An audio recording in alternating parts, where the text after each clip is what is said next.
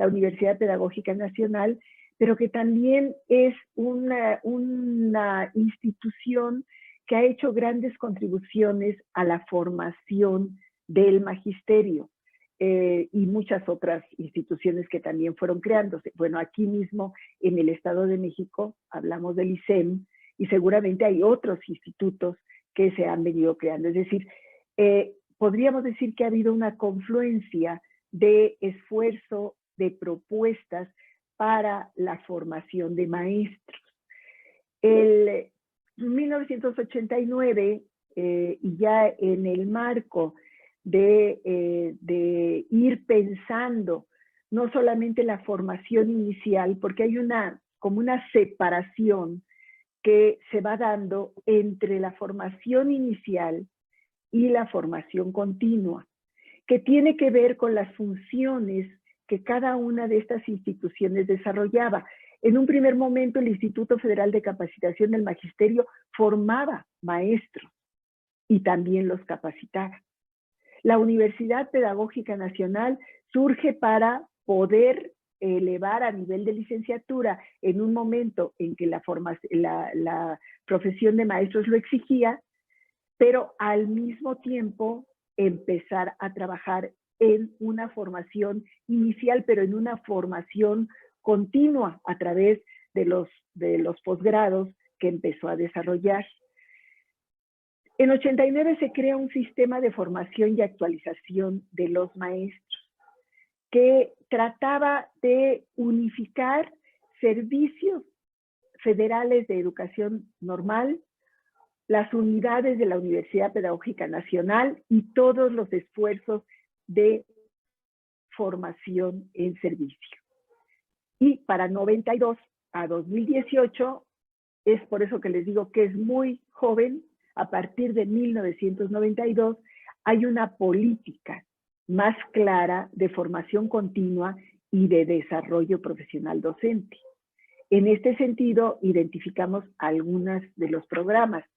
De manera muy conspicua, el programa de carrera magisterial y el programa emergente de actualización del magisterio y el programa de actualización de maestros y los centros de maestros, que aquí yo estoy escuchando también estos centros de maestros que permanecen, que continúan como una posibilidad de apoyo a los maestros para poder resolver ahí dudas vinculadas a su trabajo. Creo que era una propuesta muy interesante que desafortunadamente no continuó. Escucho que en el Estado de México sí, pero en otros estados estos centros de maestros se han venido diluyendo, disminuyendo, igual que sucedió también con los CAM, los Centros de Actualización del Magisterio, ¿no?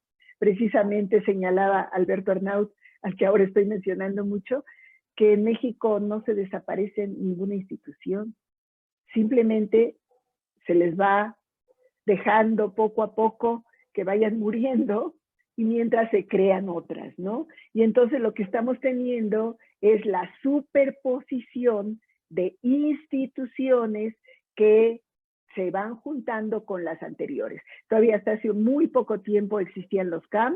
Yo en el año 2000 estaba en la Dirección General de Educación Normal y Actualización del Magisterio y estaba el CAM original, digamos, pero tenían que cambiar mucho su perspectiva porque evidentemente ya había otras ofertas de actualización que estaban centradas más en lo que era esta cuestión de el programa de carrera magisterial, el programa emergente, y entonces se tuvieron ellos que reinventar a través de licenciaturas que empezaron a dar. Es decir, hacer toda esta historia de la formación de maestros creo que es una tarea pendiente que tenemos, que no se puede tratar tan rápidamente, pero si nosotros entendemos que hay una historia social atrás de los nuevos proyectos, recupera importancia la historia de la formación continua de los maestros,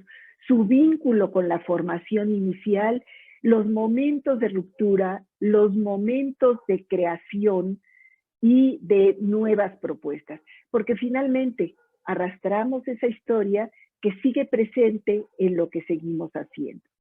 Creo que una de las cuestiones que, permítanme, porque aquí estoy viendo la presentación, pero aquí me aparece que la gente que quiere entrar y me tapa la presentación. Bueno, no importa, voy a ver si la puedo encontrar en otro lado. Bueno, sí, estaba planteándoles que esta historia entonces va desde programa de carrera magisterial, la más reciente, y que estamos hablando de los 90, el Programa Nacional de Actualización Permanente, el Sistema Nacional de Formación Continua y Superación Profesional, y esto se enlaza finalmente con la Ley del Servicio Profesional Docente. Creo que cada una de estas iniciativas deberían de ser analizadas para ir viendo cuáles han sido las herencias positivas que han dejado, tal vez también las negativas, y que nos pueden explicar las razones por las cuales pues la formación se ha convertido realmente en un asunto que es muy importante tratar. Actualmente se habla de la necesidad de formar, no la necesidad, sino de la formación de un sistema integral para la formación, la capacitación, el desarrollo profesional de maestros, y esto aparece en la ley reglamentaria que modificó el artículo 3. Es decir, ha habido muchas iniciativas, algunas se han concretado. Creo que es importante hacer un recuento de esta historia y también poder hacer un corte de caja de todo aquello que nos ha dejado y que ha tenido contribuciones importantes en la formación de maestros, pero que al mismo tiempo también arrastramos y que a veces eso impide nuevas perspectivas. La siguiente, por favor. En este sentido, nosotros creemos que el discurso sobre la importancia de los profesores ha chocado con una política de no rescate de sus competencias y de su autonomía profesional. Por lo tanto, digamos, porque ha sido una cuestión, por un lado, vinculada a los estímulos, lo cual no es negativo, porque todo profesional tiene derecho a tener estímulos. Ha sido una cuestión vinculada a una oferta que se va dando para la formación de maestros a partir de digamos, como un menú a la carta, y ha tenido un problema la formación continua, que se ha venido ubicando desde la posibilidad individual de los maestros. Ya llevamos bastantes años y nosotros desde la misión pensamos que debemos de poner en el centro un concepto, que es el de nueva profesionalidad. Es decir, pensar en los maestros como profesionales de la educación, pero pensar en una nueva profesionalidad, considerando la profesionalización que está asociada a que el maestro sea reconocido como un profesional y sean reconocidas sus funciones, y también a la otra parte que le llamamos profesionalismo, que está relacionado con el manejo experto que debe tener, y que es ahí donde puede entrar la formación continua, un manejo experto y un mejoramiento de la calidad en su práctica. Entonces, la profesionalidad, podríamos decir, la concebimos en dos ámbitos. Una de ellas es el maestro como profesional, que tenemos que rescatar esta imagen de profesional que fue muy deteriorada, desafortunadamente, y que además tenemos maestros que tienen una formación muy amplia. Tenemos muchos maestros con doctorados, con maestrías, con especializaciones, con licenciaturas. Es una profesión, ¿no? Una profesionalización en la que ha participado, y tenemos que lograr que haya un reconocimiento social por el importante papel que él juega. Creo que en este momento de pandemia se ha empezado a reconocer mucho más este papel fundamental de los maestros, ¿no? El profesionalismo que implica y que nos lleva a pensar en lo equivocado que estaban cuando se planteó que cualquiera podía ser maestro. No cualquiera puede ser maestro. Tiene que tener un manejo experto y un conocimiento. Entonces, profesionalidad la vemos como producto de la profesionalización, que tiene que ver con lo social y con los apoyos que se puedan dar, y por otro lado, con el profesionalismo, es decir, una profesión que se va actualizando de manera permanente y que va teniendo cada vez más manejo experto de su materia de trabajo y mejorar la calidad de su práctica. Nosotros quisiéramos apostar a eso. ¿Podría pasar a la siguiente, por favor? Como profesionalización, y aquí lo dividimos en dos. ¿Cómo concebimos el desarrollo profesional docente? El desarrollo profesional docente nos lleva a pensar en los docentes como aquellos que son fundamentales en los procesos educativos. Nuevamente recupero aquello de que se miren también como sujetos de aprendizaje permanente y protagonistas de una profesión que está en permanente construcción. Es decir, la formación permanente o el desarrollo profesional docente es algo que debe ser continuo.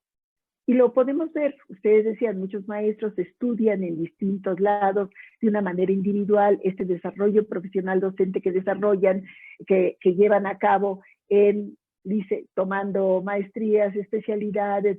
Es un desarrollo permanente que los va poniendo en contacto con las nuevas perspectivas educativas. Es una profesión en constante construcción.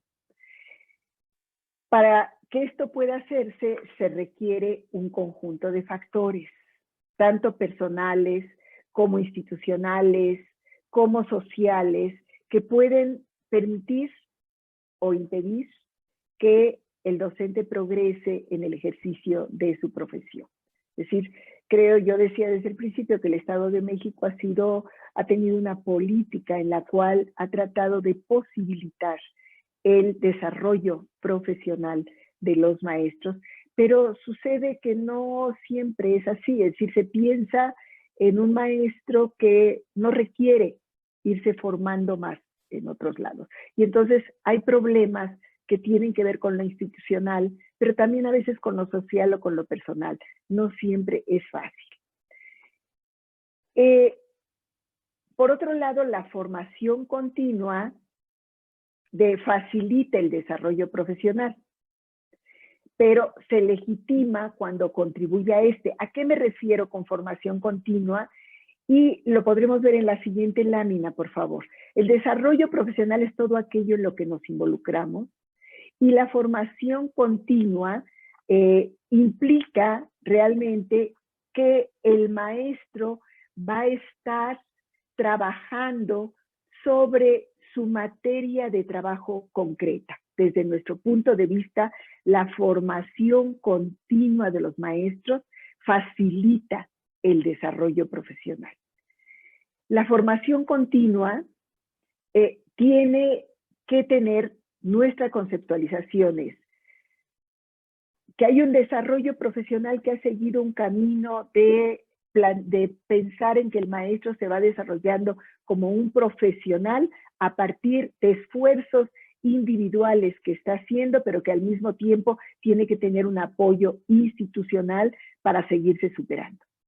Pero nosotros concebimos a la formación continua como aquella que se hace desde el centro de trabajo.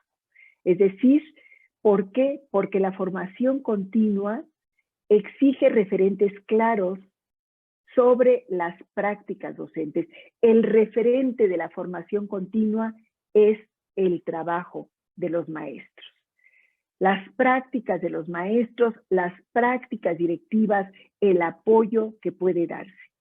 La formación continua, desde nuestro punto de vista, pasa por el trabajo colaborativo.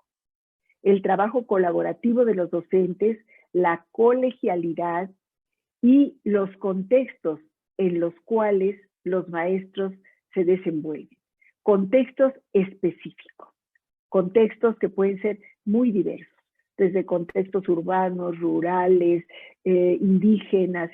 Esto forma a los maestros.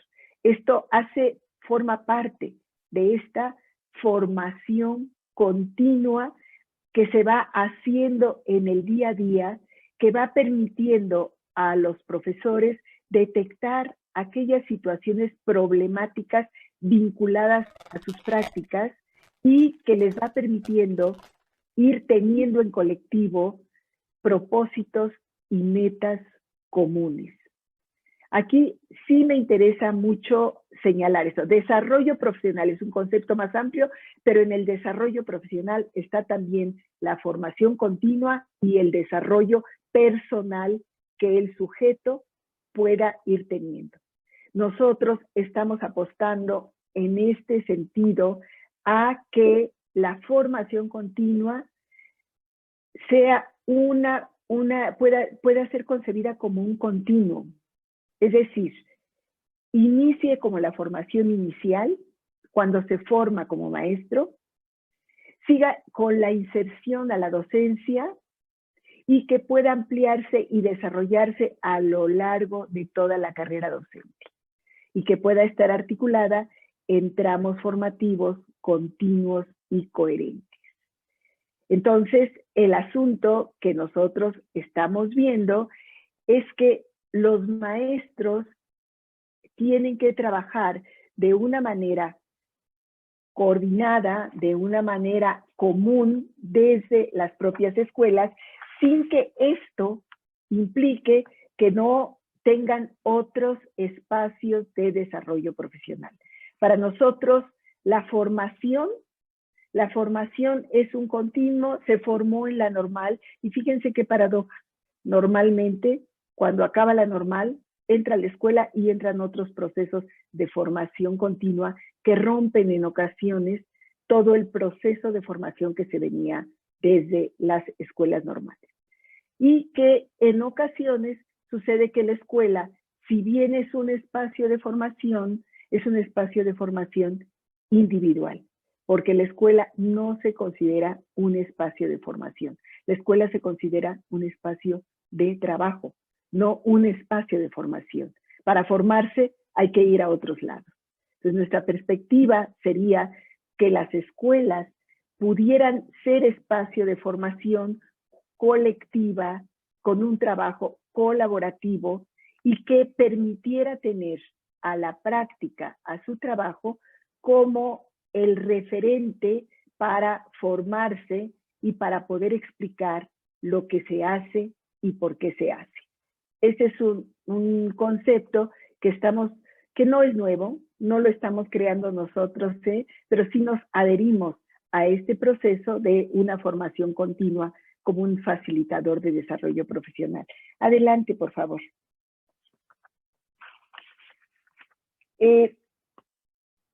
Bueno, en ese sentido, la formación continua para nosotros es, y ya lo señalé, provocar reflexión sobre la práctica, considerando las condiciones concretas, complejas, disímbolas de la vida de la escuela, del plantel. Elsie Rockwell señala esto como la experiencia escolar.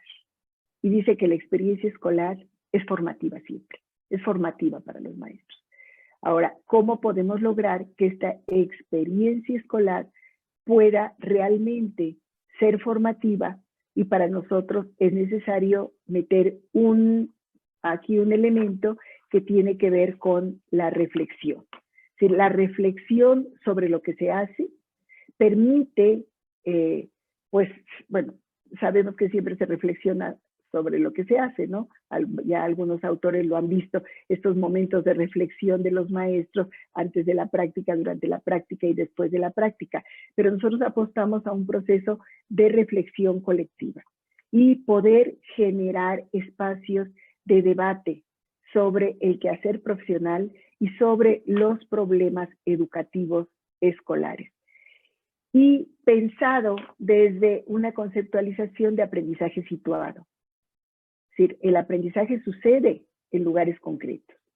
Sucede en contextos y en escenarios particulares, locales, que tienen problemas específicos y generales también, y que dependiendo de la escuela van asumiendo ciertas características. En ese sentido, el colectivo, el grupo de niños, de niñas, son espacios también de formación continua para los maestros. Adelante, por favor. Bien, este es como un planteamiento que nosotros estamos queriendo impulsar. Primero, consideramos que debe analizarse muy bien esta formación. Tenemos que hacer un recuento de qué nos ha dejado las políticas de formación de maestros que están separadas de la formación inicial. Por otro lado, tenemos que pensar cómo contribuir al desarrollo profesional de los maestros y contribuir a la formación continua como parte de ese desarrollo profesional. Hay problemáticas que algunos estudios han identificado para la formación de los maestros en educación básica y en educación media superior. Por un lado, el desfase entre las políticas, los programas y las estrategias que se desarrollan. Están desfasadas de resultados de investigaciones, están desfasadas a veces de nuevas propuestas que existen. Entonces, estas políticas se van creando y aparecieran como obligatorias, pero en realidad tienen desfases, sobre todo en términos de poder plantearse la realidad educativa. Otra cuestión que aparece mucho es la desarticulación de las instancias. Hay muchas instancias que participan en el diseño y la implementación de acciones de formación continua y de desarrollo profesional. Muchísimas instancias, muchísimas posturas respecto de eso, de tal manera que lo que a veces llega a las escuelas es una visión de lo que se pensó que se tenía que hacer. Entonces, hay muchas instancias que trabajan desde quienes proponen hasta quienes ejecutan, pasando por en medio los directores, los supervisores, las miradas que tengan de la formación. Entonces, están a veces muy desarticuladas las instancias. Por otro lado, la oferta. La oferta es muy amplia y creo que ustedes no me dejarán mentir si nos asomamos a toda la oferta que hay de cursos para maestros de todo tipo en la red ahora. Y yo a veces veo, sí, ahora para que hagan el examen para poder llegar a ser directores, o el examen de ingreso, o el examen de esto, y hay muchísimas ofertas que son, bueno, no solamente desarticuladas, sino poco reguladas para esto de formación continua y de desarrollo profesional de docentes. Ha crecido muchísimo este mercado, ¿no? Ha crecido de una manera, pues yo creo que poco controlada, y que sí es importante también analizar. Nosotros incluso tenemos un proyecto en el cual queremos hacer una recuperación de cuántos posgrados o cuántas ofertas de posgrados hay para maestros, ¿no? Y pues nos encontramos un mundo de cosas que ya en algún momento lo platicaremos cuando ese trabajo esté. Y por otro lado, los programas no diversifican estrategias y dispositivos para la formación docente. Y yo diría que a veces estos programas no están vinculados a la práctica de los maestros. Son programas que se desarticulan totalmente de la realidad educativa. No son programas que se proponen otros objetivos, a lo mejor poder dominar ciertos conceptos y demás, pero muy desarticulados de lo que es el trabajo real de los maestros. Y por otro lado, tampoco yo supongo que en el Estado de México sí lo hacen, pero mayoritariamente no hay mecanismos de seguimiento y de evaluación de las instituciones que participan, de los programas que se ofertan, de las acciones de formación continua y de desarrollo profesional de los maestros. Es decir, surgen muchísimos programas porque hay muchos maestros, surgen muchísimos, pero no hay un seguimiento. No sabemos qué están ofertando a los maestros. No sabemos cómo, cuál es la calidad, bueno, la palabra no me gusta mucho, pero cuál es la pertinencia de estas ofertas educativas que se tienen para los maestros. Esas son algunas de las problemáticas identificadas, pero yo quisiera, no sé si esas son todas, pero yo quisiera agregar una más y que tiene que ver con el asunto de la no diversificación de las ofertas de formación continua. Creo que es en la siguiente, si la pasa, las ofertas de formación continua dependiendo, no estaba, dependiendo de varias cosas. Uno, la función que se desempeña, es decir, la formación para directivos, supervisores. Lo hablaba el otro día con una colega del Consejo Ciudadano. Me decía, es importantísimo pensar en formación de directores y de supervisores porque ellos son los que están más vinculados a las escuelas y a los maestros. Y ellos son los que pueden llevar adelante innovaciones y formas distintas de trabajo en las escuelas. Yo antes afirmaba que una buena escuela era producto de un buen director, sobre todo en escuelas secundarias, donde las escuelas secundarias pues tienen una población pues bastante volátil, maestros con pocas horas, van, vienen y hay un cuerpo directivo, un cuerpo docente poco estable. Y mucho más en educación básica y media, mucho más. Entonces, el director juega un papel fundamental.